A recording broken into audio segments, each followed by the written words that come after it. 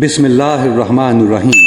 يا أيها الناس اعبدوا ربكم الذي خلقكم والذين من قبلكم لعلكم تتقون۔ اے لوگو، عبادت کرو اپنے رب کی جس نے پیدا فرمایا تمہیں اور جو تم سے پہلے تھے تاکہ تم پرہیزگار بن جاؤ۔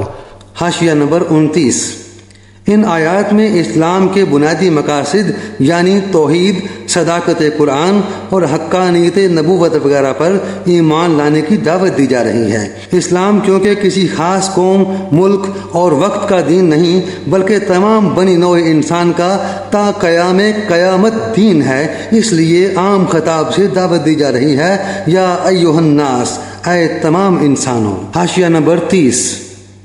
توحید ربوبیت سے توحید الوہیت پر استدلال قائم کیا جا رہا ہے۔ نعمت ایجاد اور بقا کا ذکر فرما کر ثابت کیا کہ وہ وحدہ لا شریک ہے، یعنی تم اپنے رب کی عبادت کرو کیونکہ وہی ہے جس نے تمہیں پیدا فرمایا۔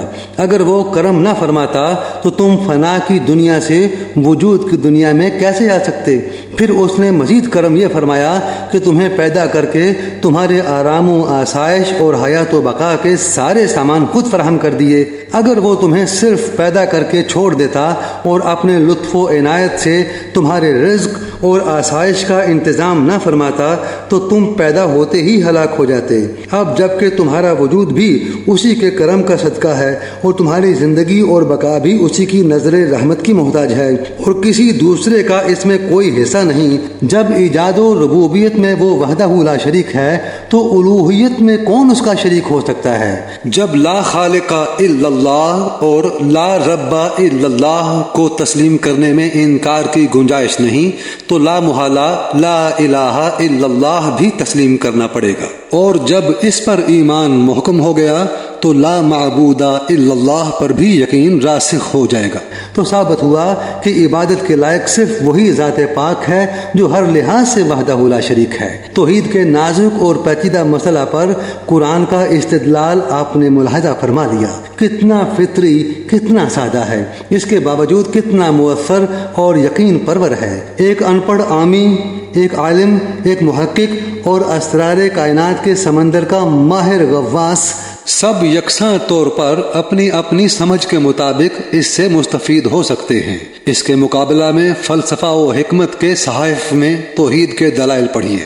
فنی مشگافیوں، پیچیدہ اصطلاحات، مقدمات کی ترتیب کا پریشان کن چکر آپ کو مرعوب تو کر دے گا لیکن یقین کی دولت سے آپ کا دامن خالی ہی رہے گا۔ یہی قرآن کا اعجاز ہے جس نے 14 صدیوں سے دانشوران عالم کو حیرت و استعجاب میں مبتلا کر رکھا ہے۔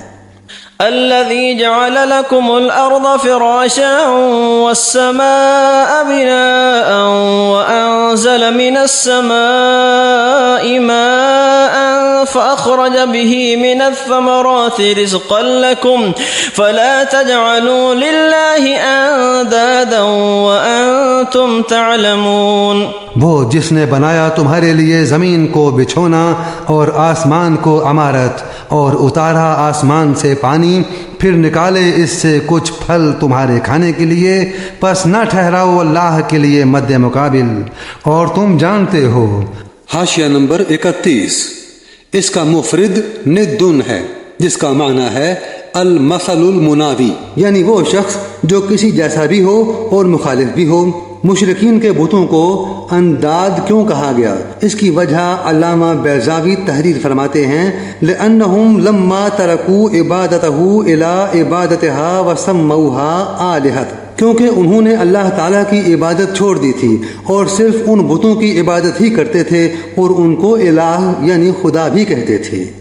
وَإِن كُنتُمْ فِي رَيْبٍ مِّمَّا نَزَّلْنَا عَلَىٰ عَبْدِنَا فَأْتُوا بِسُورَةٍ مِّن مِّثْلِهِ وَادْعُوا شُهَدَاءَكُم مِّن دُونِ اللَّهِ إِن كُنتُمْ صَادِقِينَ۔ اور اگر تمہیں شک ہو اس میں جو ہم نے نازل کیا اپنے برگزیدہ بندے پر تو لے آؤ ایک صورت اس جیسی اور بلا لو اپنے حمایتیوں کو اللہ کے سوا اگر تم سچے ہو۔ حاشیہ نمبر 32۔ یہ دلیل ہے قرآن کریم کے کلام الہی ہونے اور حضور صلی اللہ علیہ وآلہ وسلم کی رسالت کی۔ یہ چیلنج صرف عرب کے شعراء اور بلغاء کے لیے نہیں بلکہ عرب و عجم کے سب منکرین کو دیا جا رہا ہے۔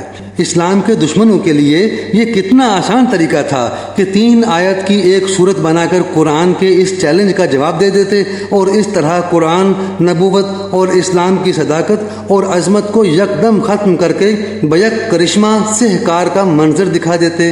لیکن 14 صدیاں گزر چکی ہیں اور شرق و غرب کے بدخواہ اپنی بے چین خواہشوں، لگاتار کوششوں اور جاں گسل کاوشوں کے باوجود اس چیلنج کا جواب آج تک نہیں دے سکے اور نہ قیامت تک دے سکیں گے۔ جیسے قرآن نے پیشگوئی کر دی ہے تو اب کسی انصاف پسند ذی ہوش کے لیے یہ ماننے میں انکار کی کوئی گنجائش نہیں رہ جاتی کہ قرآن اللہ کا کلام ہے اور جس عبد مقرب صلی اللہ تعالی علیہ وآلہ وسلم پر یہ قرآن نازل ہوا ہے وہ اللہ تعالیٰ کا برگزیدہ رسول ہے۔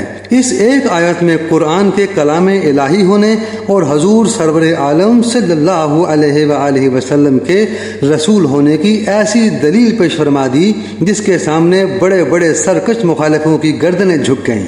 فَإِن لَّمْ تَفْعَلُوا وَلَن تَفْعَلُوا فَاتَّقُوا النَّارَ الَّتِي وَقُودُهَا النَّاسُ وَالْحِجَارَةُ أُعِدَّتْ لِلْكَافِرِينَ۔ پھر اگر ایسا نہ کر سکو اور ہرگز نہ کر سکو گے تو ڈرو اس آگ سے جس کا ایندھن انسان اور پتھر ہیں اور جو تیار کی گئی ہے کافروں کے لیے۔ وبشر الذين آمنوا وعملوا الصالحات أن لهم جنات تجري من تحتها الأنهار كلما رزقوا منها من ثمرة رزقا قالوا هذا الذي رزقنا من قبل وأتوا به متشابها ولهم فيها أزواج مطهرة وهم فيها خالدون۔ اور خوشخبری دیجیے انہیں جو ایمان لائے اور کیے نیک عمل کہ یقیناً ان کے لیے باغات ہیں، بہتی ہیں ان کے نیچے نہریں، جب کھلایا جائے گا انہیں ان باغوں سے کوئی پھل تو صورت دیکھ کر کہیں گے یہ تو وہی ہے جو ہمیں پہلے کھلایا گیا تھا، اور دیا گیا انہیں پھل صورت میں ملتا جلتا، اور ان کے لیے جنت میں پاکیزہ بیویاں ہوں گی اور وہ ان میں ہمیشہ رہیں گے۔ حاشیہ نمبر 33۔ حق واضح ہو جانے کے بعد حق کا انکار کرنے والوں کے لیے جو عذاب تیار کیا گیا ہے اس کے ذکر کے بعد ان لوگوں کو جو ایمان اور نیک اعمال سے متصف ہیں اللہ تعالیٰ کی سرمدی نعمتوں کے مجدہ سے خرسند کیا جا رہا ہے۔ حضرت معاذ رضی اللہ تعالیٰ عنہ فرماتے ہیں عمل صالح وہ ہے جس میں 4 چیزیں ہوں: علم، نیت، صبر اور اخلاص مظہری۔ نیز اس سے یہ بات بھی واضح ہو گئی کہ جنت کی ابدی نعمتوں کا حقیقی مستحق وہ ہے جو ایمان اور عمل صالح دونوں سے متصف ہو۔ حاشیہ نمبر 34۔ یعنی جنت کے میووں کی شکل تو ایسی ہوگی جس سے وہ پہلے سے آشنا ہیں لیکن ان کا ذائقہ اور خوشبو بالکل نرالی ہوگی۔ حاشیہ نمبر 35۔ یعنی بالکل پاک و صاف، نہ جسمانی آلائشوں کا وہاں گزر ہوگا اور نہ اخلاقی عیوب سے ان کی سیرت کا دامن داغدار ہوگا۔ حاشیہ نمبر 36۔ ان انعامات کی بڑی خصوصیت یہ ہوگی کہ وہ عارضی نہیں ہوں گے بلکہ اہل جنت ہمیشہ ہمیشہ ان سے لطف اندوز ہوتے رہیں گے۔ إن الله لا يستحيي أن يضرب مثلا ما بعوضة فما فوقها فأما الذين آمنوا فيعلمون أنه الحق من ربهم وأما الذين كفروا فيقولون ماذا أراد الله بهذا مثلا يضل به كثيرا ويهدي به كثيرا وما يضل به إلا الفاسقین۔ بے شک اللہ حیا نہیں فرماتا اس سے کہ ذکر کرے کوئی مثال مچھر کی ہو یا اس سے بھی حقیر چیز کی، تو جو ایمان لائے وہ خوب جانتے ہیں کہ یہ مثال حق ہے، ان کے رب کی طرف سے اتری ہے، اور جنہوں نے کفر کیا سو وہ کہتے ہیں کیا قصد کیا اللہ نے اس مثال کے ذکر سے۔ گمراہ کرتا ہے اللہ اس سے بہتیروں کو اور ہدایت دیتا ہے اس سے بہتیروں کو، اور نہیں گمراہ کرتا اس سے مگر نافرمانوں کو۔ حاشیہ نمبر 37۔ علامہ قرطبی فرماتے ہیں لا یستحیی ای لا یخشا وقیلا لا یترک وقیلا لا یمتنع۔ مقصد یہ ہوا کہ کسی حقیقت کو واضح کرنے کے لیے اگر مکھی، مکڑی، مچھر یا اس سے بھی حقیر ترین چیز سے مثال دینا ضروری ہو تو اللہ تعالیٰ کسی کے اعتراض کے ڈر سے ایسی مثال کو ترک نہیں فرماتا۔ سلیم الطبع لوگ تو مثال کے مفید ہونے کی وجہ سے تسلیم کرتے ہیں کہ یہ اللہ کا کلام ہے، لیکن جن کی فطرت مسخ ہو چکی ہے وہ اعتراض کرنا شروع کر دیتے ہیں کہ یہ عجیب خدا کا کلام ہے جس میں مکڑی اور مچھروں کا ذکر ہے۔ حاشیہ نمبر 38۔ الضلال اصلہ الہلاک۔ قرطبی، ضلال کا اصلی معنی ہلاک ہونا ہے، اور فسق عرف شرع میں کہتے ہیں الخروج من طاعت اللہ عز وجل۔ القرطبی، اللہ تعالیٰ کی اطاعت و فرما برداری سے نکل جانا۔ ان کی نافرمانی کی نوعیت اگلی آیت میں تفصیلاً بیان فرما دی۔ اللہ تعالیٰ سے وعدہ کر کے توڑ دینا وہ رشتے اور تعلقات انفرادی اور اجتماعی جن کو محفوظ رکھنے کا اللہ تعالیٰ نے تاکیدی حکم فرمایا ہے ان کو قطع کرتے رہنا، اپنے جاہ و منصب کے لیے ظلم و ستم اور فتنہ و فساد برپا کرتے رہنا، یہ ان کے کرتوت تھے، اور جن کے یہ کرتوت ہوں ان کو ہلاکت و تباہی سے کیوں کر بچایا جا سکتا ہے۔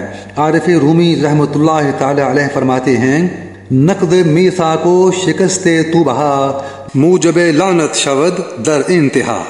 الذين ينقضون عهد الله من بعد ميثاقه ويقطعون ما أمر الله به أن يوصل ويفسدون في الأرض أولئك هم الخاسرون۔ وہ جو توڑتے رہتے ہیں عہد خدا بندی کو اسے پختہ باندھنے کے بعد اور کاٹتے رہتے ہیں اسے، حکم فرمایا اللہ نے جس کے جوڑنے کا، اور فساد مچاتے رہتے ہیں زمین میں، وہی لوگ نقصان اٹھانے والے ہیں۔ كيف تكفرون بالله وكنتم أمواتا فأحياكم ثم يميتكم ثم يحييكم ثم إليه ترجعون۔ کیوں کر تم انکار کرتے ہو اللہ کا حالانکہ تم مردہ تھے، اس نے تمہیں زندہ کیا، پھر تمہیں مارے گا، پھر تمہیں زندہ کرے گا، پھر اسی کی طرف تم پلٹائے جاؤ گے۔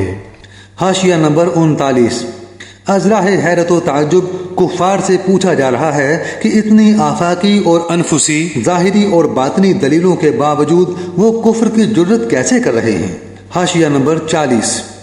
یہاں دو چیزیں قابل غور ہیں۔ پہلی یہ کہ یہاں اللہ تعالیٰ کے انعامات کا بیان مقصود ہے، تو پھر موت کا ذکر کیوں کیا؟ اس کا جواب تو یہ ہے کہ کیونکہ یہ موت انسان کو فانی زندگی سے نکال کر ابدی اور دائمی زندگی کی طرف لے جاتی ہے، تو یہ موت ہزار نعمتوں سے بڑی نعمت ہے۔ دوسری قابل غور چیز یہ ہے کہ یہاں دو موتوں اور دو زندگیوں کا ذکر ہے۔ اگر قبر کی زندگی مانی جائے تو 3 زندگیاں اور 3 موتیں لازم آئیں گی، اور یہ آیت کے خلاف ہے۔ تو اس کا جواب یہ ہے کہ ثم یحییکم سے قبر کی زندگی مراد ہے، کیونکہ اس کے بعد ارشاد ہے ثم الیہ ترجعون، پھر تم اللہ تعالیٰ کی طرف لوٹائے جاؤ گے۔ یہاں ثم کا لفظ استعمال ہوا ہے جو تعقیب اور تاخیر کے لیے آتا ہے، یعنی اللہ تعالیٰ کی طرف لوٹنا اس زندہ ہونے کے بعد ہوگا، لیکن اس کے بعد فوراً نہیں بلکہ دیر کے بعد، اور یہ تب ہی ہو سکتا ہے جب کہ قبر کی زندگی کو تسلیم کیا جائے۔ اگر کہا جائے کہ ثم یحییکم سے مراد حشر کی زندگی ہے تو پھر ثم کے استعمال کا محل معلوم نہیں ہوتا، کیونکہ جب قبروں سے اہل قبور اٹھائے جائیں گے تو فوراً بارگاہ الہی میں پہنچیں گے، کسی کو ٹال مٹول یا تاخیر کی اجازت نہیں ہوگی۔ یہ سب بحث اس وقت ہے جبکہ یہاں زندگی اور موت کے عدد کا حصر مقصود ہو، حالانکہ علامہ قرطبی اور دیگر محققین نے تصریح کی ہے کہ حصر مقصود نہیں، کیونکہ احادیث صحیحہ میں 4-5 دفعہ تک موت و حیات کا تکرار ثابت ہے۔ بہرحال اس آیت سے کسی طرح حیات قبر کا انکار ثابت نہیں ہوتا۔ تمام اہل سنت کا یہی مذہب ہے کہ قبر کی زندگی حق ہے، اور متعدد احادیث صحیحہ جو حد تواتر کو پہنچی ہوئی ہیں حیات قبر کو ثابت کرتی ہیں۔ هو الذي خلق لكم ما في الأرض جميعا ثم استوى إلى السماء فسواهن سبع سماوات وهو بكل شيء عليم. وہی تو ہے جس نے پیدا کیا تمہارے لیے جو کچھ زمین میں ہے سب کا سب، پھر توجہ فرمائی اوپر کی طرف تو ٹھیک ٹھیک بنا دیا انہیں 7 آسمان، اور وہ سب کچھ خوب جانتا ہے. اور یاد کرو. حاشیہ نمبر 41. آئندہ رکوع میں انسان کی پیدائش اور اس کو خلیفۃ اللہ کا منصب عطا کیے جانے کا ذکر آ رہا ہے، اس لیے اس سے پہلے اس کے شرف اور اس کی عظمت کا بیان فرمایا کہ زمین اور اس کے شکم میں پنہاں بے پایاں اور بیش قیمت خزینے، لہلہاتے ہوئے کھیت اور رسیلے اور رنگیلے پھلوں سے لدے ہوئے سرسبز باغات، اونچے پہاڑ اور گہرے دریا، رنگ برنگ پرندے اور گونا گون چوپائے، یہ سب کچھ اسی کی خدمت گزاری کے لیے پیدا کیے گئے ہیں. اسے چاہیے کہ ہر چیز کو اپنے تصرف میں لائے، اس سے فائدہ اٹھائے اور اپنی خدمت لے. لیکن جادۂ حق سے بھٹکے ہوئے انسان کی پستی کا کیا کہنا کہ اس نے مخدوم ہوتے ہوئے اپنے چاکروں کو اپنا مطلوب بنایا، بلکہ بعض نے تو انہیں خدائی کے تخت پر بٹھایا اور ان کو اپنا مخدوم اور متاع بنا کر ان کے سامنے سجدہ ریز ہو گئے. کیا اس سے بڑھ کر بھی کسی بے انصافی کا تصور کیا جا سکتا ہے؟ آیت کے اس حصہ نے انسان کو اپنے بلند مقام سے آگاہ کیا اور اس خود فراموش کو جھنجھوڑا تاکہ وہ اپنے چہرہ سے ذلت و رسوائی کی گرد صاف کرے. حاشیہ نمبر 42. استوا کا صلہ جب الہ ہو تو اس کا معنی قصد کرنا، متوجہ ہونا ہوتا ہے. مقصد یہ ہے کہ زمین کی تخلیق کے بعد ارادہ خداوندی آسمان کی آفرینش کی طرف متوجہ ہوا اور اس نے اپنی قدرت کاملہ اور حکمت بالغہ سے اسے ایسے درست فرمایا کہ اس میں کوئی کمی اور کجی باقی نہ رہنے دی. ان آیات سے علم تخلیق کائنات، کوسمولوجی کی تفصیلات اور جزیات کا بیان مقصود نہیں، بلکہ غرض یہ ہے کہ انسان کائنات سماوی و ارضی میں غور کرے اور اس کو نیست سے ہست کرنے والے کی قدرت کا اعتراف کرے، اور رب قدیر نے اس کی بقا اور آسائش کے لیے جتنے مکمل انتظامات کیے ہیں ان سے جائز فائدہ اٹھائے اور اس کی ان عنایات بے پایاں کا شکریہ ادا کرے. حاشیہ نمبر 43. اس رکوع میں ایک اور عظیم الشان احسان کا ذکر ہے، یہ ہے حضرت انسان کی پیدائش کا تذکرہ. خالق کائنات نے جس اہتمام سے اس پیکج خاکی کی تخلیق کا ذکر فرمایا ہے، اس اہتمام سے کسی دوسری مخلوق کا ذکر نہیں فرمایا.